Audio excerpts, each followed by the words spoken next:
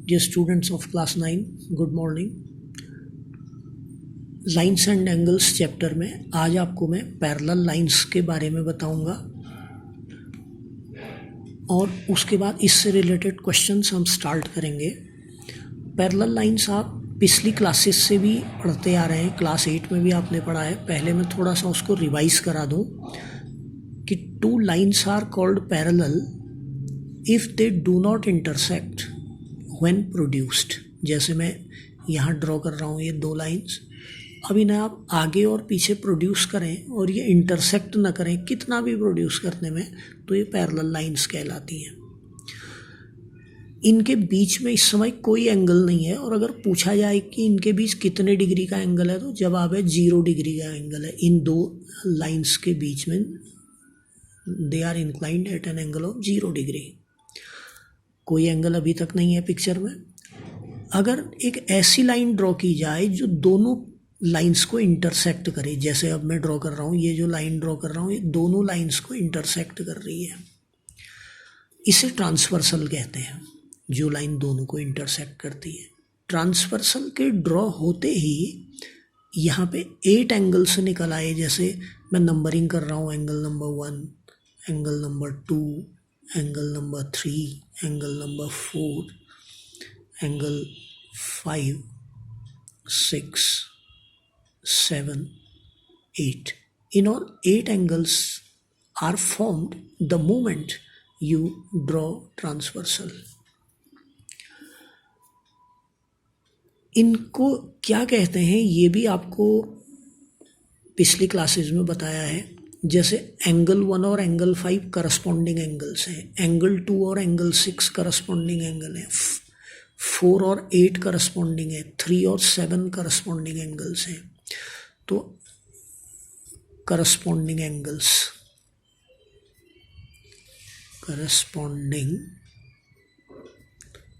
Angles, angle का निशान बनाया और प्लूरल के लिए एस कर दिया, करस्पॉन्डिंग एंगल्स। तो करस्पॉन्डिंग एंगल्स मैंने कौन कौन बताए? एंगल 1 एंगल 5, नंबर 2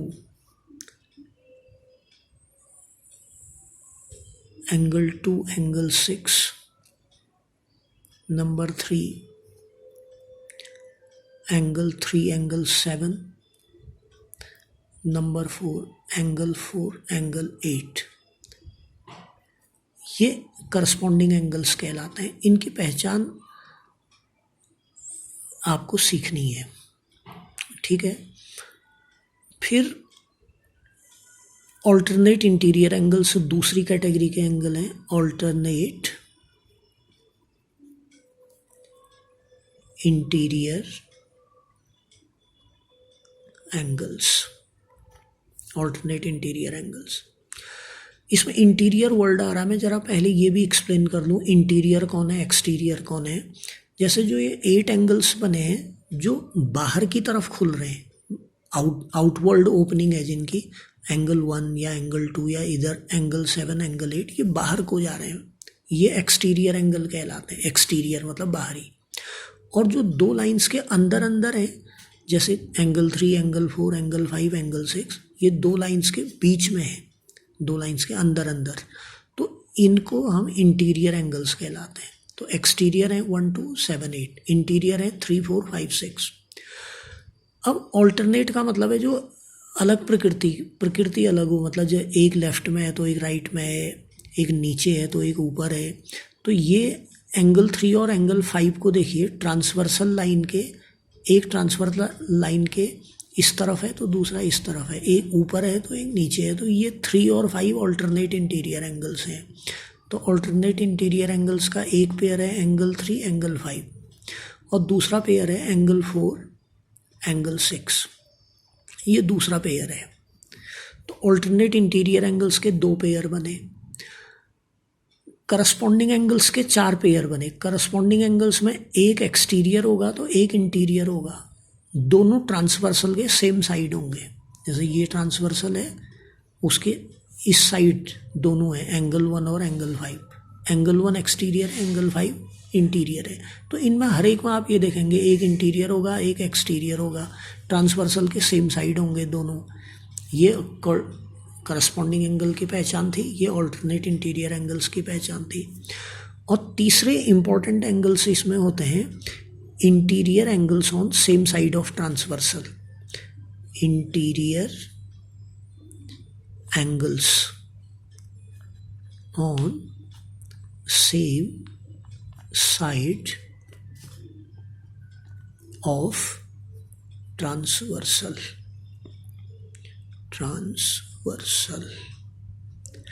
ये उसके नाम से ही बिल्कुल स्पष्ट है कि ट्रांसवर्सल के सेम साइड के इंटीरियर एंगल, तो एंगल 4 एंगल 5 है एक पेयर ऐसा, इन शब्दों में डिस्क्राइब्ड एक पेयर कौन है, एंगल 4 और एंगल 5 है। और दूसरा कौन पेयर है, इंटीरियर एंगल्स हैं दोनों, तो 3 और 6 on same side of transversal हैं, तो एंगल 3 एंगल 6 है। ये 3 कैटेगरी के एंगल्स इम्पॉर्टेंट हैं। इसलिए इम्पॉर्टेंट है कि इनमें कुछ विशेषताएं होती हैं, जो विशेषताएं मैं बताने जा रहा हूँ आपको, क्या प्रॉपर्टीज इनमें होती हैं। तो इससे पहले मैंने इंटीरियर एंड एक्सटीरियर एंगल बता दिया। करस्पॉन्डिंग एंगल्स के 4 पेयर होंगे, ऑल्टरनेट इंटीरियर एंगल्स के 2 पेयर होंगे, और interior angles on same side of transversal के भी 2 पेयर होंगे। अब इनमें विशेषता क्या होगी, अगर लाइन पैरेलल है, ट्रांसवर्सल इंटरसेक्ट कर रही है, तो ऑल्टरनेट इंटीरियर एंगल इक्वल होंगे, सब ये आपस में इक्वल होंगे। ऑल्टरनेट इंटीरियर एंगल भी इक्वल होंगे, और interior angles on same side of transversal, इनका टोटल 180 डिग्री होगा। इनका टोटल 180 डिग्री होगा, मतलब ये सप्लीमेंट्री एंगल होंगे। आपको ये भी मालूम होगा, ऐसे 2 एंगल जिनका टोटल 180 डिग्री होता है उन्हें सप्लीमेंट्री एंगल कहते हैं। तो ये प्रॉपर्टीज है पैरेलल लाइंस की कि when 2 parallel lines are intersected by a transversal, then corresponding angles are equal, alternate interior angles are equal, and interior angles on same side of transversal are supplementary। मतलब मैं ये कह रहा हूँ कि इनका टोटल 180 होता है। और उसके अलावा आपको कौन करस्पॉन्डिंग है, कौन अल्टरनेट इंटीरियर एंगल्स हैं, कौन interior angles on same side of transversal हैं, ये पहचानना भी आना चाहिए। ठीक है। अब उसके अलावा दूसरा एस्पेक्ट, दूसरा पहलू इस बात का ये है कि किन्हीं 2 लाइंस को आप पैरेलल कब मान लेंगे। अगर एक फिगर बना रहा हूं मैं, और इस फिगर को देखने के बाद आपके लिए क्वेश्चन है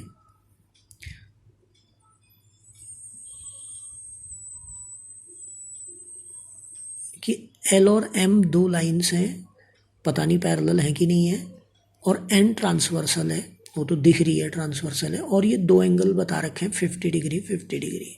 अब क्वेश्चन है कि क्या ये 2 line L and M parallel हैं, तो हम जवाब देंगे हाँ है पैरेलल, क्योंकि करस्पॉन्डिंग एंगल से इक्वल है।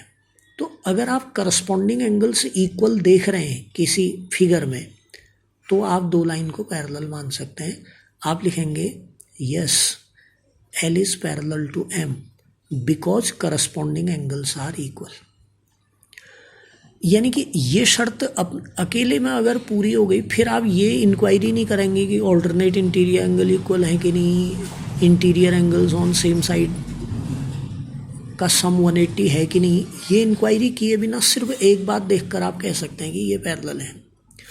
उसी तरह से अगर आपको किसी फिगर में ये दिख रहा है कि ऑल्टरनेट इंटीरियर एंगल से इक्वल है, मान लो ये 37 डिग्री है और ये भी 37 डिग्री है, यानी कि ऑल्टरनेट इंटीरियर एंगल से इक्वल है, तो आप कह सकते हैं कि हाँ ये लाइन पैरेलल है क्योंकि ऑल्टरनेट इंटीरियर एंगल से इक्वल है। फिर आपको और इंक्वायरी की कोई ज़रूरत नहीं कि करस्पॉन्डिंग कैसे हैं या दूसरे कैटेगरी के एंगल कैसे हैं। और अगर ये सिचुएशन हो जाए, छोटा सा फिगर यहाँ भी बना रहा हूँ कि मान लो ये मैंने फिगर बनाया, एक एंगल मैंने दिया 150 डिग्री और एक एंगल 30 डिग्री, और आपसे पूछता हूँ कि क्या ये लाइन पैरेलल है? तो आप देखेंगे कि भाई interior angles on same side of transversal 150 और 30 है, 150 और 30 है interior angles on same side of transversal, इनका सम 180 हो रहा है, का मतलब ये लाइन पैरेलल है। तो इंडिविजुअली अकेले में अगर ये कंडीशन फुलफिल है, करस्पॉन्डिंग एंगल्स के इक्वल होने की कंडीशन फुलफिल है, तो लाइन पैरेलल है।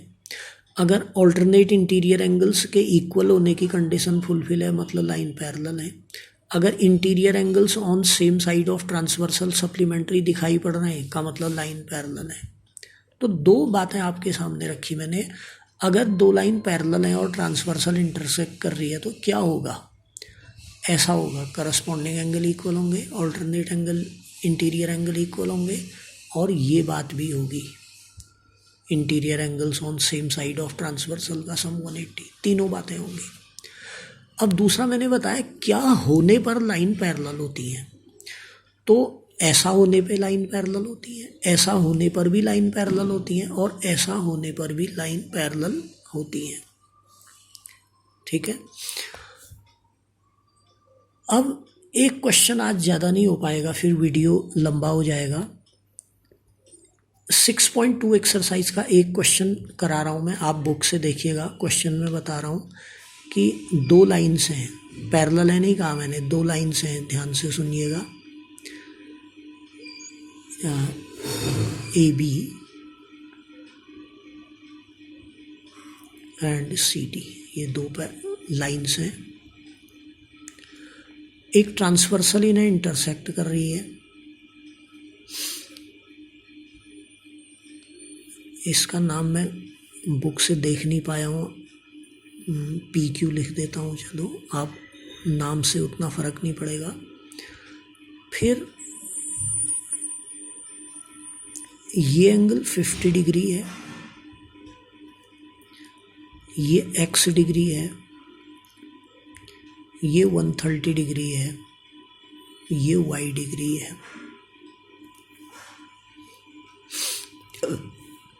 अब दो बातें उसने पूछी कि X और Y फाइंड करो, पहली बात, और प्रूव करो कि ये लाइन पैरेलल है। तो जब X और Y फाइंड करने की बात है तो उसमें आपको ये कॉन्सेप्ट यूज़ करना है कि जैसे पहले आपको ये बता रखा है कि इस सिचुएशन में जो ये दो एंगल हैं, ये एंगल्स फॉर्मिंग लीनियर पेयर हैं, इनका सम 180 होगा। और आपको ये भी बताया हुआ है कि अगर दो लाइन इंटरसेक्ट करें इस तरह से तो इन्हें वर्टिकली ऑपोजिट एंगल्स कहते हैं, और वो वर्टिकली ऑपोजिट एंगल्स आपस में इक्वल होते हैं। ये दो बातों का इस्तेमाल होगा इस कॉन्सेप्ट का। यहाँ पर देखिए सिचुएशन अब कि ये एक लाइन है, ये इस तरह से दूसरी लाइन है, मतलब मैं अलग से ड्रॉ कर दूँ, ये एक लाइन है और ये इस तरह से लाइन है। तो क्या ये एंगल्स फॉर्मिंग लीनियर पेयर हैं? तो आपको समझ आ रहा होगा, हाँ हैं, एंगल्स फॉर्मिंग लीनियर पेयर। बिल्कुल वो सिचुएशन यहाँ पे है, ये एक लाइन है, फिर ये इधर से ऐसे लाइन आ रही है, 50 और X लीनियर पेयर बना रहे हैं, तो इसलिए इनका सम 180 होगा। हम लिखेंगे X + 50 = 180, फिर X = 180 - 50 करेंगे, 130 डिग्री आ जाएगा। यहाँ पे आप रीजन भी लिखेंगे लीनियर पेयर, तो X ऐसे आ जाएगा 130 डिग्री। और दूसरा, जब आप Y की वैल्यू निकालते हैं तो देखिए दो लाइन इंटरसेक्ट कर रही हैं।